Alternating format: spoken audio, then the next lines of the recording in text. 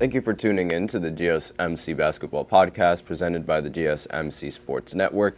I'm your host, Nelson, here on this wonderful Monday afternoon. And this segment, this podcast, and all the segments, they're going to be all about the playoffs. So that's basically what all of the 4 segments are going to be. I'm going to talk about 2 playoff games in every single segment. So the first segment, we're going to talk about the Knicks and the Lakers playoff game. Then in the second segment, we are going to talk about the Clippers and the Wolves playoff game. And the third segment, we're going to talk about the Bucks and the Celtics playoff game. And then in the fourth segment, we're going to talk about the Thunder and the Cavs game. So that's basically going to be the rundown of all the segments for today. And before I begin, I'd like to remind everybody to please use the link in the description or the link displayed below the ticker on every single show segment to get your comments recognized. Once again, the link is gsmcpodcast.net. Really helps the show, makes the show much more interactive between myself and you guys. Once again, the link is gsmcpodcast.net. And with that out of the way, we can go right ahead and talk about all these playoff games. So every single home team in the first game of the playoffs, they were able to take game 1 and successfully defend home court. We'll still have to see how well they defend home court in the next games that come up. The next games are scheduled to happen tonight, and they start at 7 with the Magic going up against the Cavs. At 7:30 with the Knicks taking on the Sixers again, and then at 10 o'clock with the Lakers going up against the Nuggets. So let's go ahead and start with Game 1 of the Knicks going up against the Sixers. They played Game 1 at home in Madison Square Garden, so keeping in mind where the playoff games are going to be are rather important, because that way it determines which team, because home field advantage, it really makes a difference in the postseason, because it's much easier to play in front of your home crowd than it is to play in front of the other team, in front of an opposing home crowd in the postseason, where the environment is much more hostile and there's a lot more tension in the air. The Knicks, they were able to, of all the teams in the postseason, the Knicks are by far the ones with the most pressure.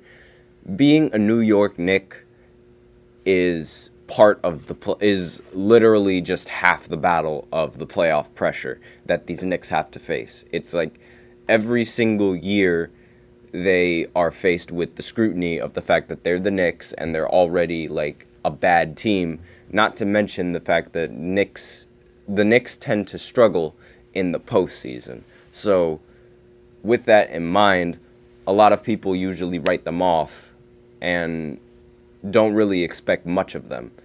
So being a Knick, it's really important to handle that pressure, not to mention every single team always tries their best when going against the Knicks in the Garden. And they have to worry about that every single season, every single game. And being the best player on the Knicks comes with a lot of pressure that not many people would even want to handle.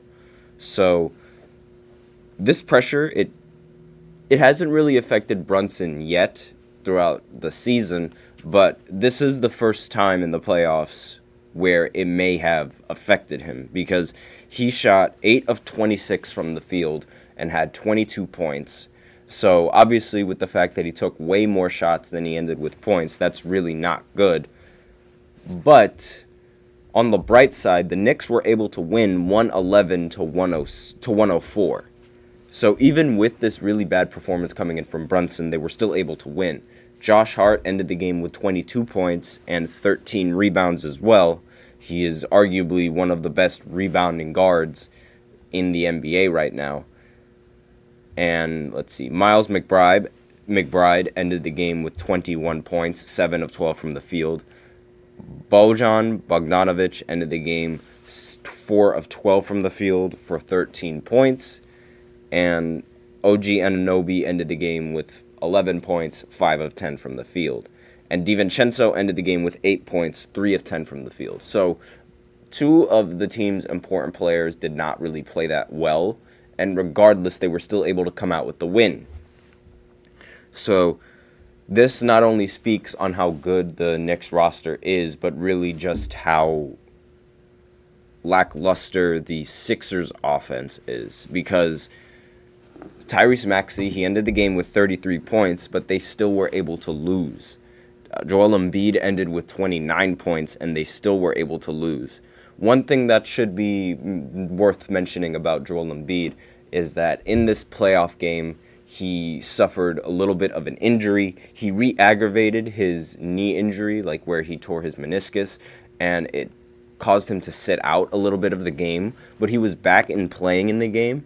But it just goes back to what I was saying about Joel Embiid and being healthy in the postseason. He always, I don't know what it is, he almost always gets injured in the postseason, and this could hurt his team.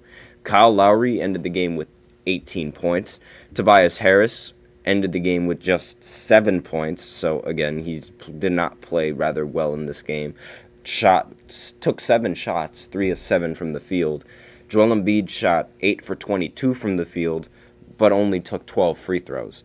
So he made up a lot of his points at the line, and obviously, like, if you take away the free throws that he took, he would only amount to 18 points. So they also got lucky with the amount of free throws that they gave Joel Embiid. Maybe if the Sixers play at home, they'll have much more of an advantage with the referees potentially being on their side a little bit more. I'm not hinting at anything, but it's just most of the time the refs are much more lenient to calling something on one of their own players as opposed to the other team's players. At least that's my perspective when looking at some of these games. So maybe he'll have much more advantage getting the calls that he wants over there. But regardless, they take game 1. This was a very crucial game 1 that they really needed. And it usually, most of the time with these playoffs, it comes down with the team that's able to defend home court. And regardless of whether or not you have home court advantage or whether you don't, you always try to steal a game. So you have to defend home court and steal a game in order to win the playoffs. Now, if you're the home court, then chances are you don't have to steal a game because 4 of the 7 games are going to be played in your home court, thus giving you the advantage. But regardless, you still want to try and steal that game so that way you don't have to play a game 7. Now, on to the next team that I said I was going to look over, and that was the Lakers going up against the Denver Nuggets.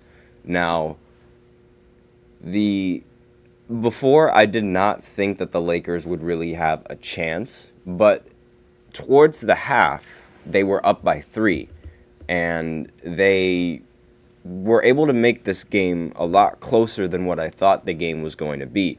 Even though the final score was 114 to 103, the game was a lot closer than it would have you guys think. So, on the Lakers side, Anthony Davis ended the game with 32 points and 14 rebounds. LeBron James ended with 27 points, 8 assists, and 6 rebounds. And that was basically it for the scoring for the Lakers. Now, they're regressing to the same problem that I had with them in the beginning of the year, where the rest of the starters and the rest of the players in the rotation wouldn't do LeBron and Anthony Davis enough justice. So D'Angelo Russell, he played 41 minutes and ended with 13 points. He shot 6 for 20 from the field and 1 of 9 from 3. Austin Reeves also had 13 points, shot 5 of 9 from the field and 2 of 6 from 3. So that production is not ideal for either of those players, especially D'Angelo Russell, who ended up taking 20 shots. So it's like this same problem happens every single year for LeBron James in the postseason. It's every single time his teammates just don't play well when the lights shine brightest. Taurean Prince, he ended the game with 11 points, so that's very, very good. But Roy Hachimura, he only ended the game with 7 points and took 4 shots. What happened here?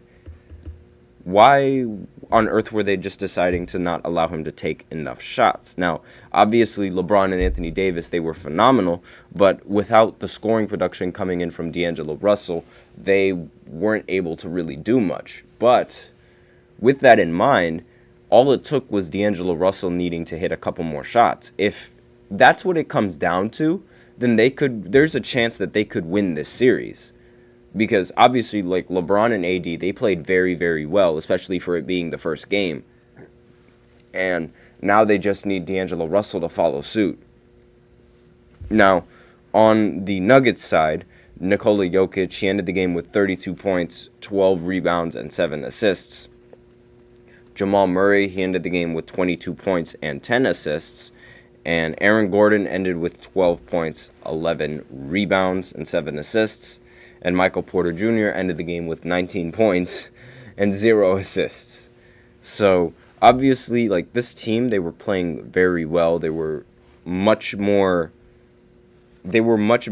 like, in terms of the starting lineup. They played much better as a team. They had a lot more players score a lot more points as opposed to the Lakers. And not to mention the rest of the box scores for this team. Compared to the Lakers, they only had 6 players show up on the box score for the Lakers compared to the Nuggets, who had several other players score a point or more, which in turn obviously helps the team.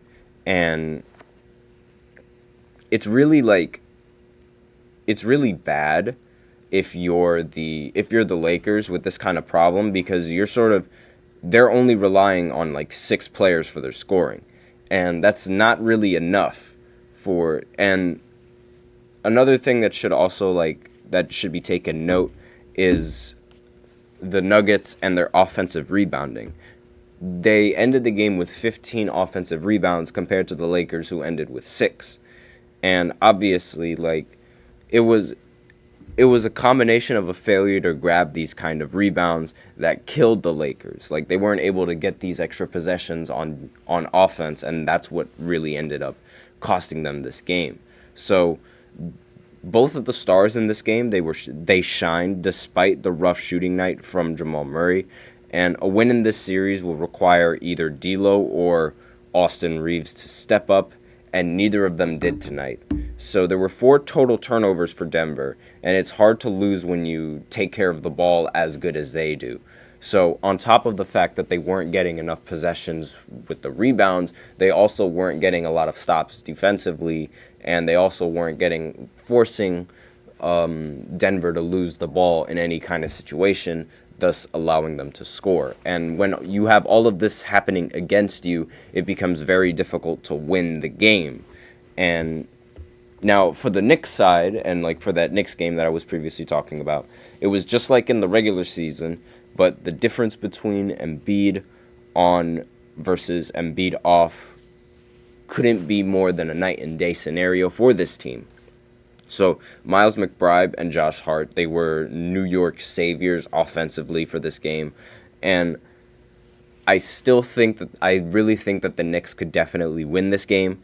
And the team stat that, again, with the rebounds for the Sixers, they only had 9, but the Knicks ended with 23. So when you have a team that's able to get as many rebounds as they do, it becomes very difficult to win because they're getting a lot more possessions than you, which in turn results in them getting a lot more points. So that's basically like all the takeaways I have from this game. So we're going to go into the second segment where I look at 2 more playoff games, particularly the Mavericks going up against the Clippers in Game 1, as well as, let me just go ahead and look at what's next on the list, as well as the Timberwolves playing against the Phoenix Suns, Kevin Durant going up against Anthony Edwards. So I will be right back after this short break. I feel like I'm losing my mind. Is everybody in the world blind? Please, Lord, give me a sign, a sign. I feel like I'm losing my mind. Is everybody in the world blind?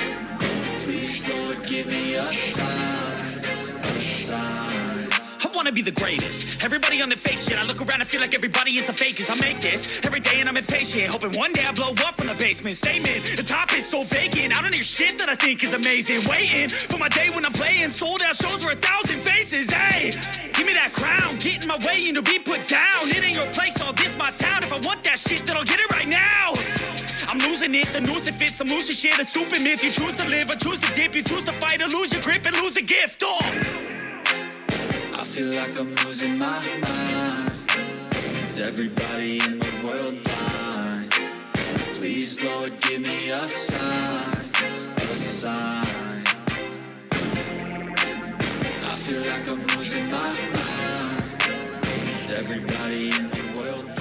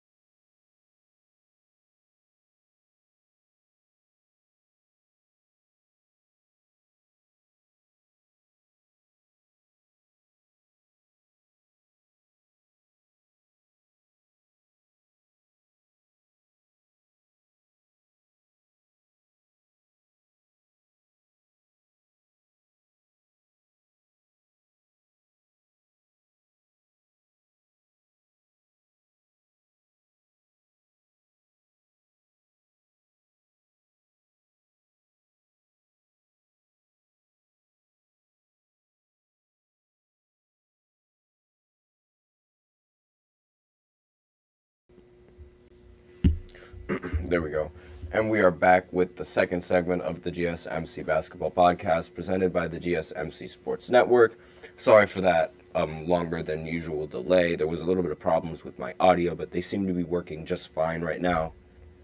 So before I begin with this playoff breakdown, and this playoff recap, I like to remind everybody to please use the link in the description to get your comments recognized, or the link displayed below the ticker on every single show segment. That is GSMCpodcast.net. Really helps the show, makes the show much more interactive between myself and you guys. Once again, the link is GSMCpodcast.net. And with that out of the way, we can go right ahead and continue with this playoff recap with the rest of the games that happen in the playoffs. So keeping with the trend that I said in the previous segment, every single home team in this game was able to take away game one. So the Clippers, they ended up doing the exact same with the Dallas Mavericks. Despite Luka Doncic and Kyrie Irving playing to their absolute best, and despite Kawhi Leonard not being available for game one for the Clippers were able to win this game in a blowout, 109-97. There were a lot of blowouts in the first game of the playoffs, a lot more than I expected for a lot of these teams.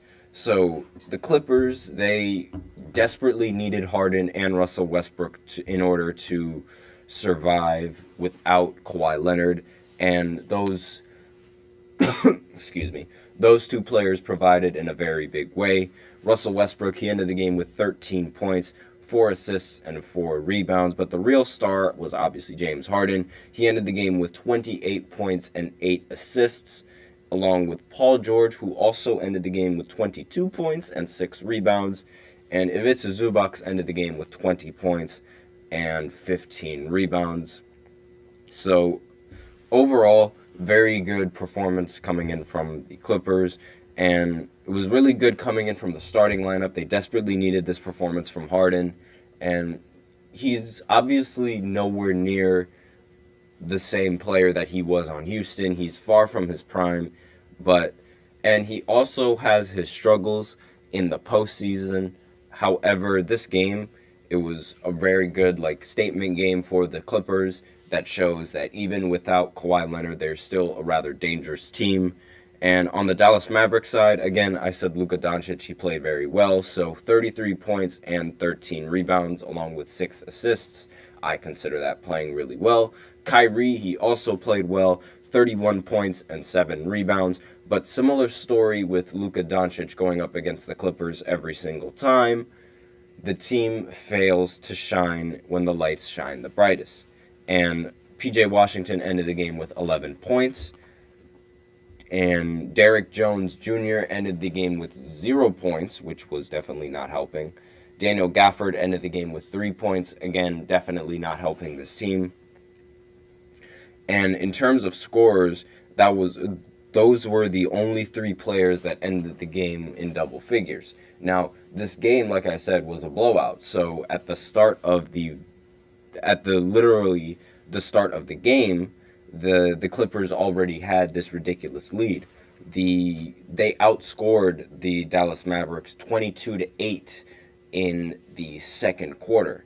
And obviously that lead is it's way too much for any team to come back. And the Clippers, they ended up winning 109-97. So obviously this game, it was decided from the start. And there was really nothing to it. So once the Clippers got it rolling, there was really the lead was just too much. And it did seem like the Clippers were going to blow it yet again, but there was just not enough time left for the Mavericks to really do anything. So there was really nothing that the Mavs could do in this game.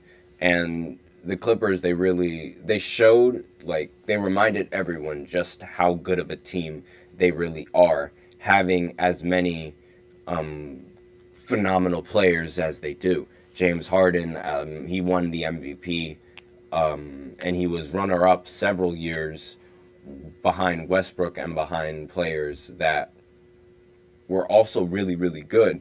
And he's been really good for the longest time on Houston. He's been one of the league's best scorers of recent memory. And so the fact that he's not the same player that he once was, this sort of shows that he's not yet done playing as well as he normally can play. So I don't know if he's going to score 30 again. I don't know if he's going to score 40 again, but he definitely shows that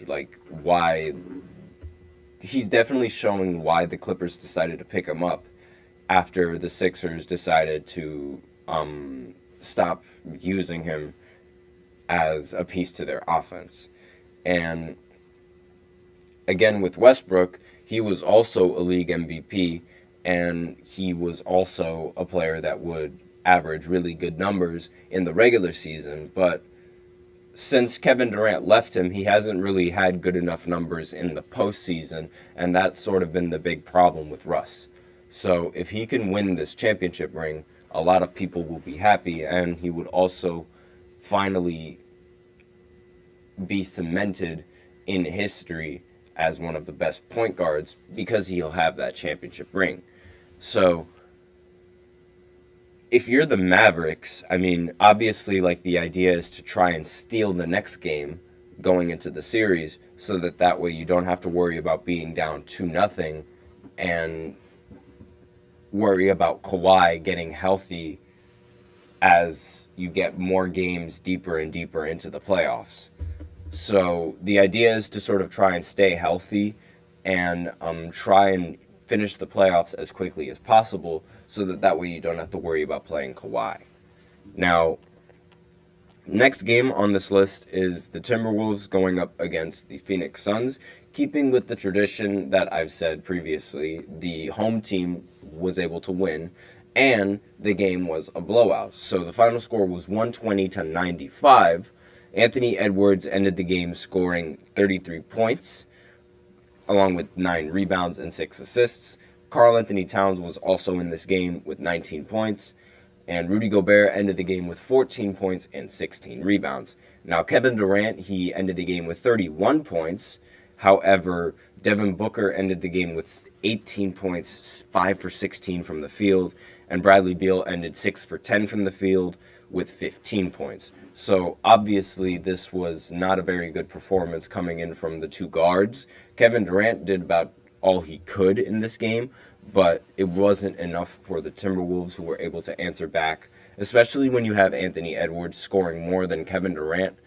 And the team, like the Timberwolves as a team, were just better overall than the Phoenix Suns, which, again, it's like a double-edged sword with Phoenix. You have this really good offensive talent.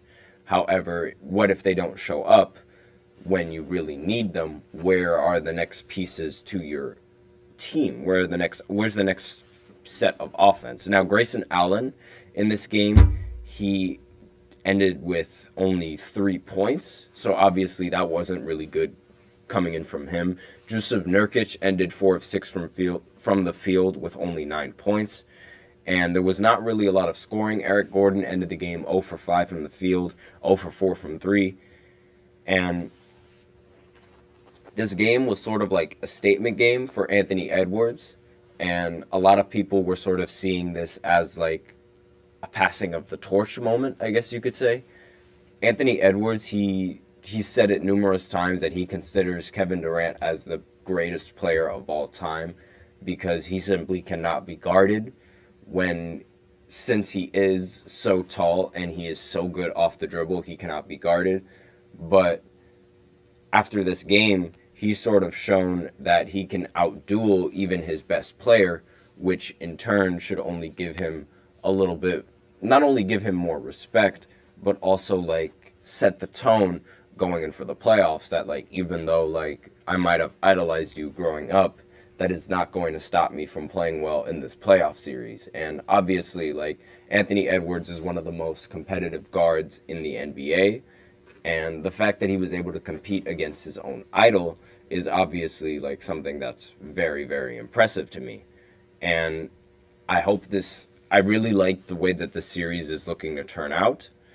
And so obviously Kevin Durant was unguardable in this game since he did get 31. But outside of that, there was really nobody that could really like show up, especially like with considering how they had Bradley Beal and Devin Booker. They did not show up in this game whatsoever, and they could not contain the bigs either. That's another thing because, like, again, like I mentioned previously, their defense is a little bit lacking, and considering how much length the Timberwolves have over the Phoenix Suns, it's really difficult to contain them. So Minnesota created plenty of extra looks off of offensive rebounds, and it really made a difference for them tonight. So Minnesota was able to get 20 second chance points compared to Phoenix's 6. And Anthony Edwards was able to drop dagger after dagger in the third quarter. And it gave Minnesota a huge lead heading into the fourth. So the impact off the bench, Nickeil Alexander-Walker was a plus 28 on the box plus minus tonight. And he made big impact on both ends of the court, which is obviously like very good coming in from the Wolves. And for the previous game that I was talking about, which was the Clippers, Dallas had nothing to stop Ivica Zubac because of how dominant he was in the paint and how many rebounds he was getting. James Harden, he all of a sudden he decided to play like the Houston James Harden that we're used to. And along with the foul calls that he got in this game, I did not mention it previously, but I'll look at the free throw difference in this game. So James Harden ended up shooting 6 free throws, 6 for 6 from the field. And in terms of like the free throws, the Mavericks ended up getting the advantage. But despite this, the Clippers, they were able to come out on top. Every time Gafford helps to contest a shot, the rebound goes to Zubac. And the first half could not have gone worse for the Dallas Mavericks. As I mentioned previously, in the second quarter, they only scored 8 points. And it was an off night for Luka, despite him getting all those points and rebounds. And everyone but the third quarter Kyrie, especially Maxi Kleber, who just couldn't do anything right. That's basically like the notes that I had for this previous game. And that's basically it for the recap of those two games. So now I will be going into the third segment where I will give a quick recap of the rest of the playoff games. The next two that I will be talking about are the Bucks going up against the Pacers and the Celtics going up against the Miami Heat. So I will be right back after this short break. Looking for your daily fix of sports talk without having to pay for it? GSMC Sports Network is available on YouTube. Just search GSMC Sports Network. Get your fix of daily sports talk shows on YouTube, absolutely free. NFL, college football, NBA, MLB, MMA, UFC, fantasy football, and so much more. GSMC Sports Network has shows running all day long, with new sports shows starting every 2 hours. Just like on your favorite cable sports channel, except GSMC Sports Network is absolutely free. Just search GSMC Sports Network on YouTube to catch one of your new favorite shows, like the GSMC College Football Podcast, Chip Shot Football Podcast, Hoops and Heels Women's Sports Podcast, GSMC Basketball Podcast, and so many more. Check it out for yourself. GSMC Sports Network, now available on YouTube absolutely free. Search GSMC Sports Network on YouTube right now.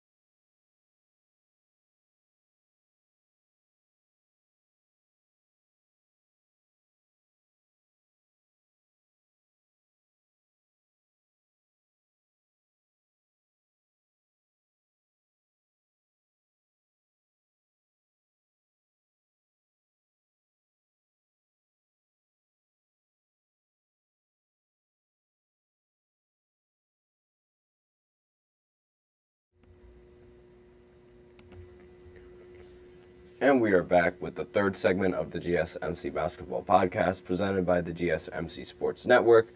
And in this third segment, we're going to be talking about the Bucks going up against the Pacers in Game 1, as well as the Celtics going up against the Miami Heat.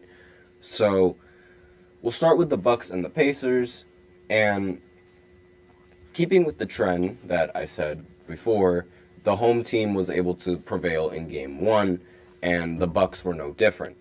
And along with another trend, the games were also blowouts, and the Bucks ended up winning 109-94. This was without Giannis playing in the game, and the Bucks were able to win at home and defend home court.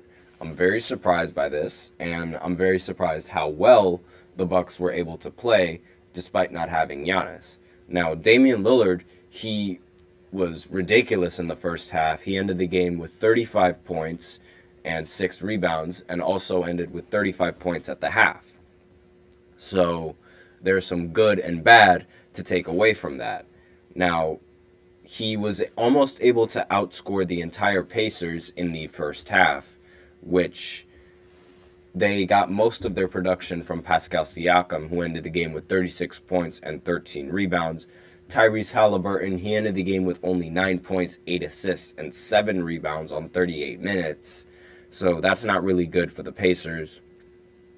Miles Turner ended the game with 17 points, and TJ McConnell ended the game with 10 points, and that was basically it for the scoring coming in from the Pacers. Halliburton shooting only 7 shots is not ideal for this team whatsoever. He definitely needs to take a lot more shots than he is used to, and I don't know what's wrong with him. I don't know why he hasn't really taken as many shots as he's used to in these games, and it really costed them because, again, as I said previously, Damian Lillard, he scored 35 points at the half, but that means he did not do anything in the second half. And if Tyrese Halliburton would have ended up scoring a few more than he did, in the second half of this game, the story might have been different, and they might have been able to win game 1, but instead he only took 7 shots. And Chris Middleton, he ended up playing really well in this game, 9 of 14 from the field, getting 23 points. Bobby Portis ended the game with 15 points, 7 of 15 from the field. Brook Lopez ended the game 5 for 10 from the field with 11 points. And Malik Beasley ended the game 3 for 7 with 9 points. And again, there was a lot more scoring coming in from the rest of the Bucks, especially coming in from Damian Lillard, than there was from the rest of the Pacers.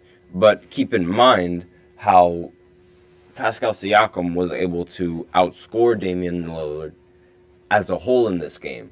So if Halliburton only showed up in this game and would have shot the ball a bit more times and maybe play like how everyone usually saw him play in the in-season tournament, then this could be a different story.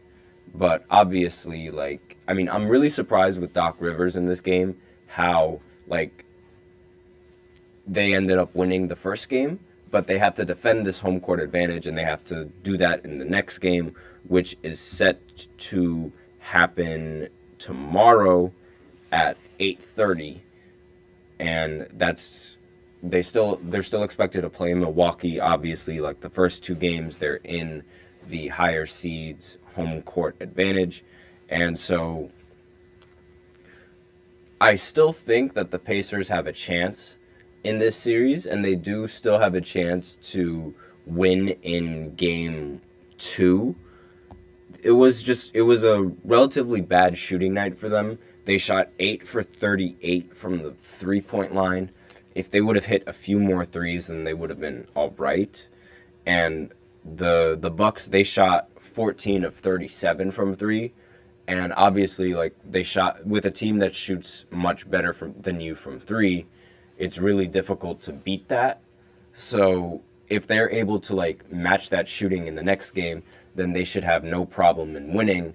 And that should be the biggest problem for the Milwaukee Bucks, establishing a defense on the perimeter, because again, allowing 38 3-pointers to be attempted, a lot of them were really good looks, and it really just came down to them missing. So if the players don't miss, that's going to be a really big problem for the Bucks, and that's going to be something that they're going to have to prove that they can defend. Now, a lot of these games, you might notice, again, with these blowouts, they're rather boring. So, and this is no different for this game, which is the Miami Heat going up against the Boston Celtics in the Garden. So the Celtics ended up winning 114-94, again, another blowout, and again, the home team taking home court advantage in this postseason. So Jason Tatum, this was his first ever triple-double in the postseason, ended the game with 23 points, 10 rebounds, and 10 assists.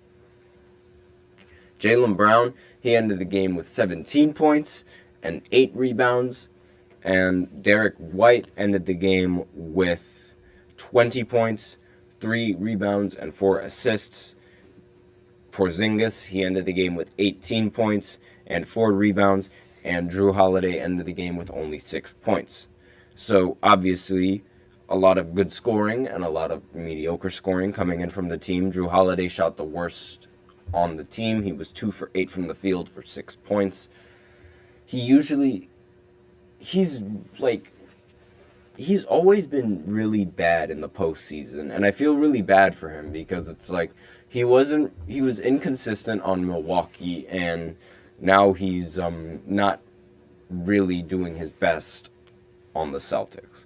However, he does have a really good team to play behind, so it's not like his performance really affects him and his team like how it did when he was on Milwaukee. So because Derek White, he shot 6 for 10 from the field, Porzingis was 7 for 13 from the field, and there was really no one that was tall enough to stop Kristaps Porzingis on the Miami Heat, and there was no one that could really match in points against them. So Bam ended up playing 36 minutes, he ended up scoring 24 points with 6 rebounds and 3 assists.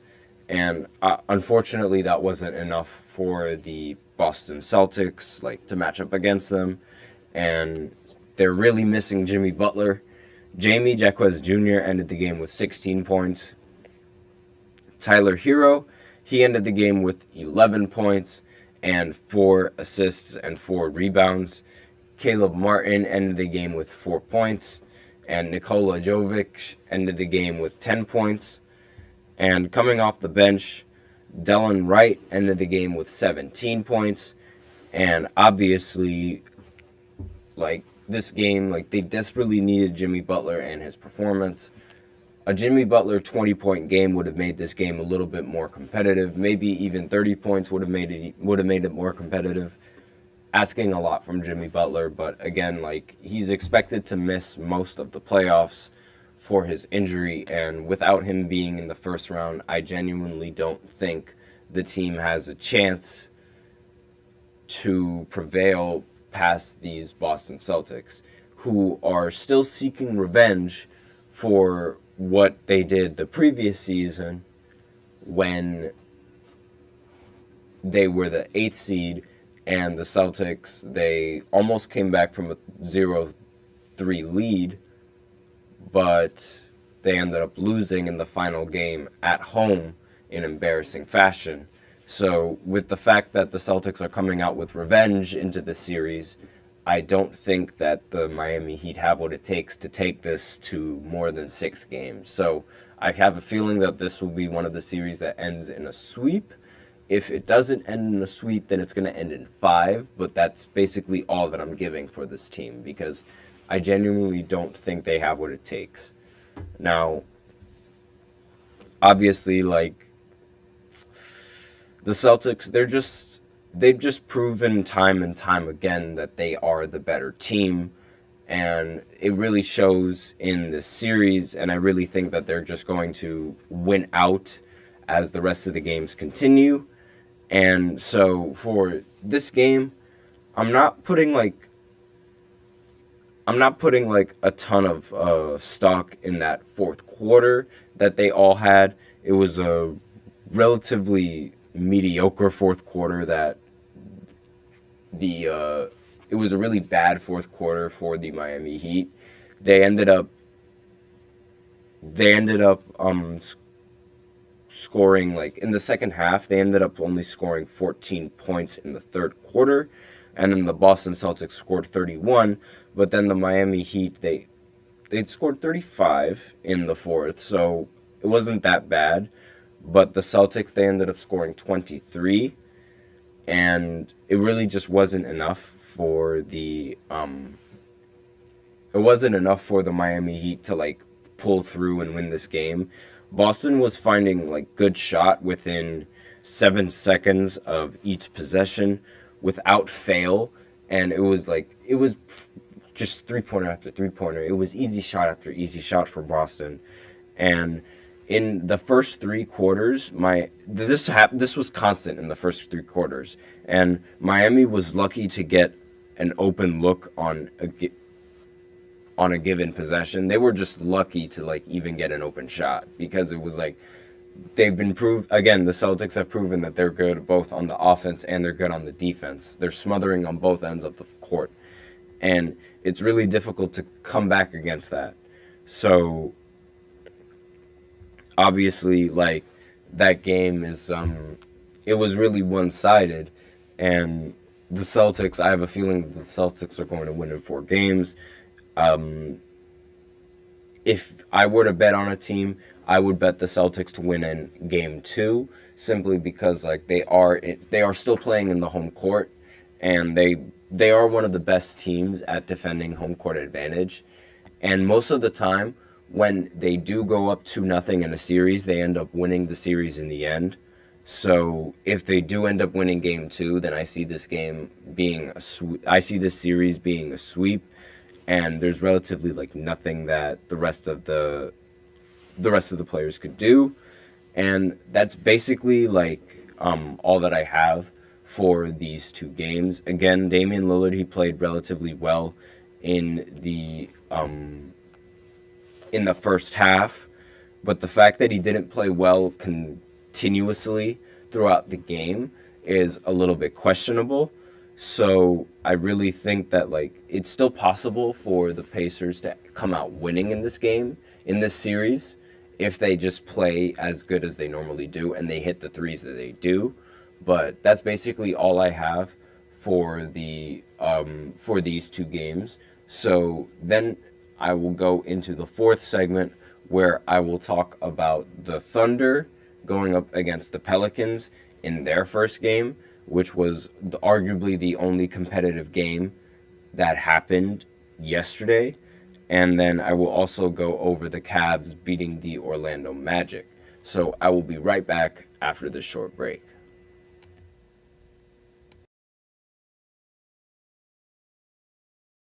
For the best and latest podcasts available anywhere, go to the podcast app on your cell phone and type in GSMC to access free content-rich podcasts on health and wellness, book reviews, sports, entertainment, relationships, social media, movies, technology, finance, and even weird news. Subscribe and download the GSMC Podcast Network's family of shows, available everywhere podcasts are found.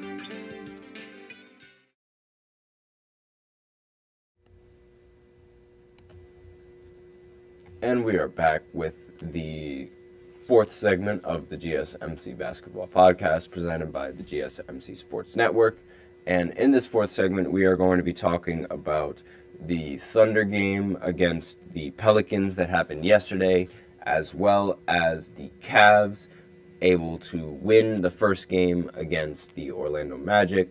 Again, both the teams were home teams, so they obviously prevailed in this game.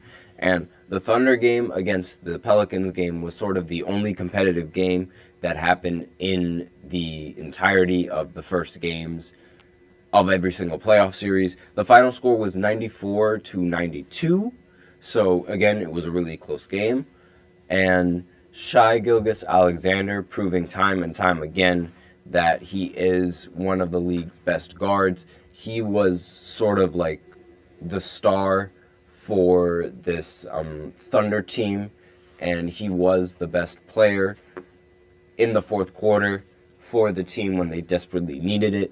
He ended up hitting a really clutch shot, a really clutch floater, and one over one of the Pelicans defenders, and that kept them within a striking distance to eventually win the game in the end. Chet ended up hitting 2 free throws after the Pelicans ended up scoring, and then it was down to one final possession. CJ McCollum dribbled the ball out, and he pump faked at the three-point line and took a very, very difficult off-balance three-pointer that he missed, and that caused the Thunder to end up winning the game in the end. So Shai Gilgeous ended the game with 28 points. He also ended with 6 rebounds and 4 assists. Jalen Williams ended the game with 19 points. He played 40 minutes. And Lou Dort ended with 6 points. Chet Holmgren ended the game with 15 points and 11 rebounds.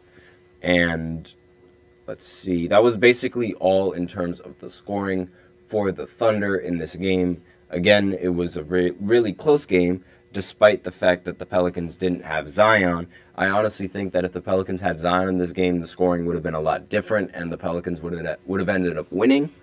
But Trey Murphy III ended the game with 21 points. He was their leading scorer. And CJ McCollum, he ended the game with 20 points. He played 39 minutes. And CJ McCollum shot 9 for 22 from the field.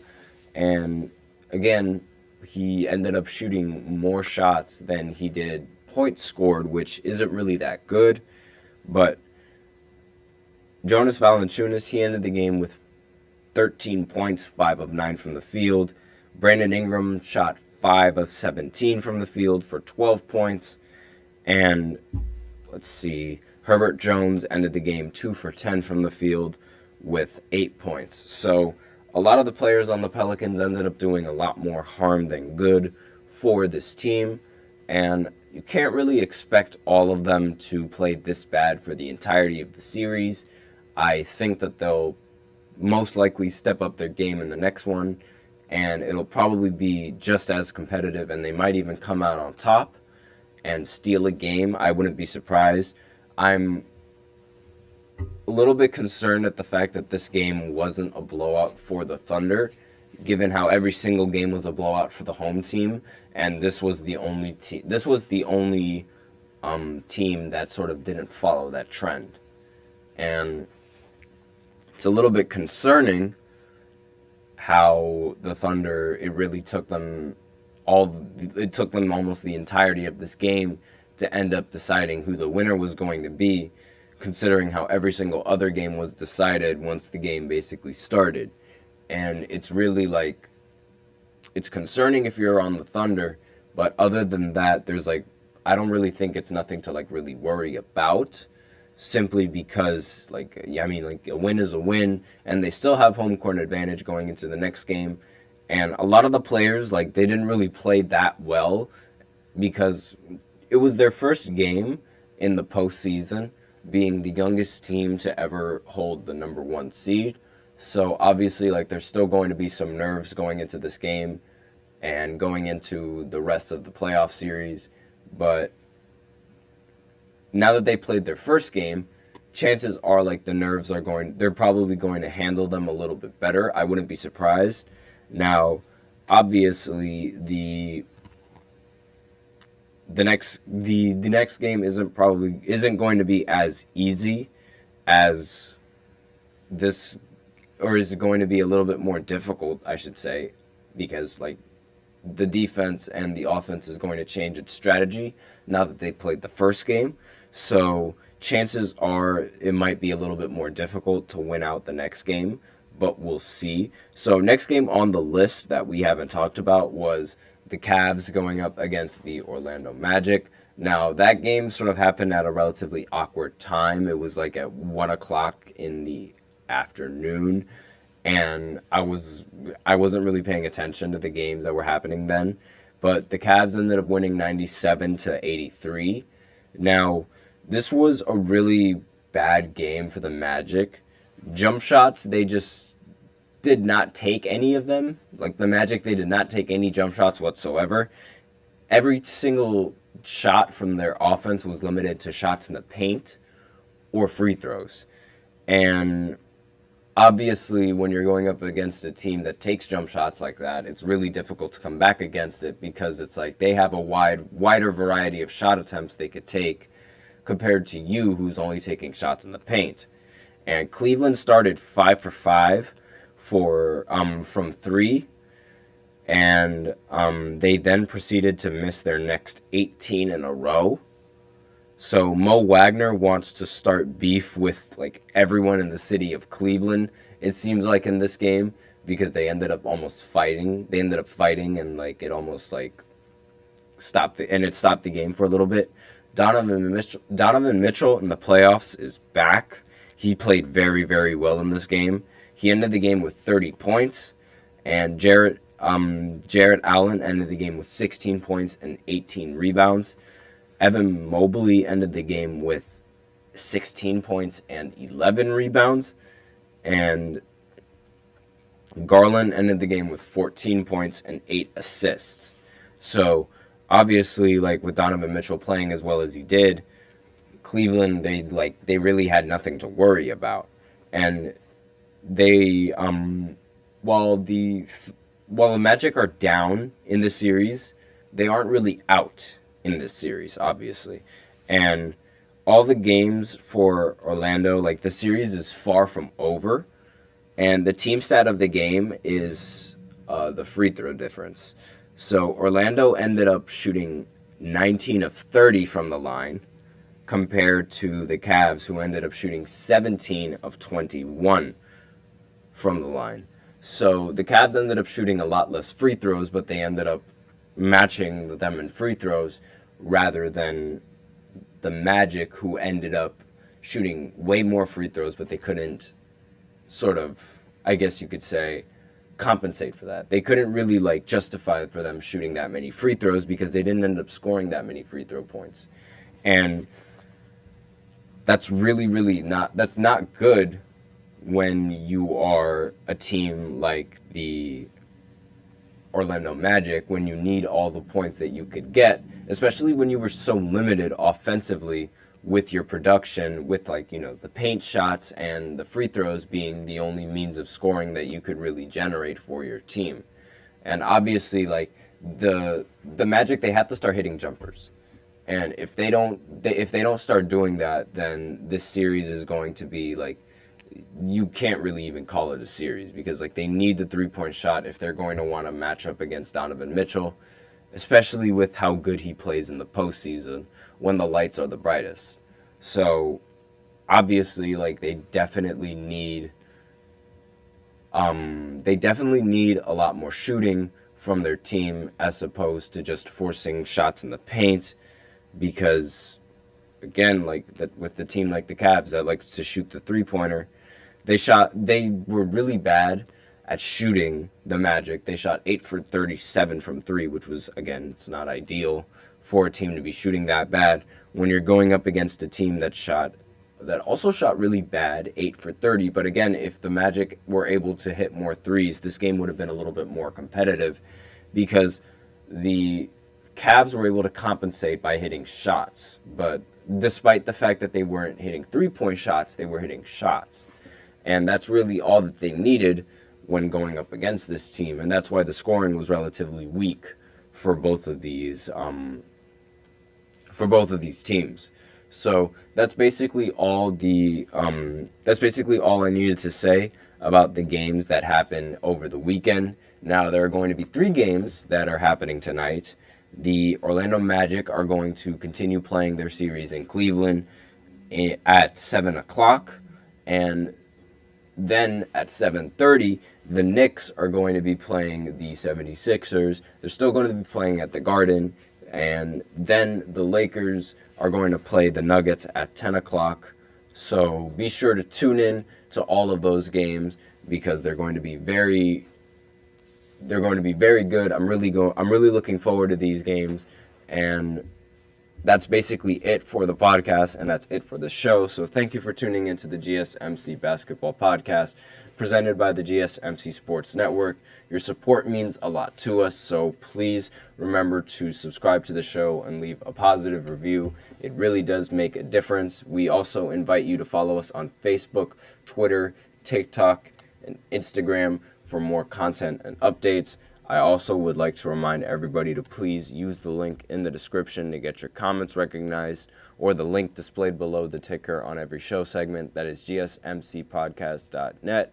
Really helps the show, makes the show much more interactive between myself and you guys. Once again, the link is GSMCpodcast.net. And that is basically it for the show. Thank you once again. I am your host, Nelson. And as always, take care. Let's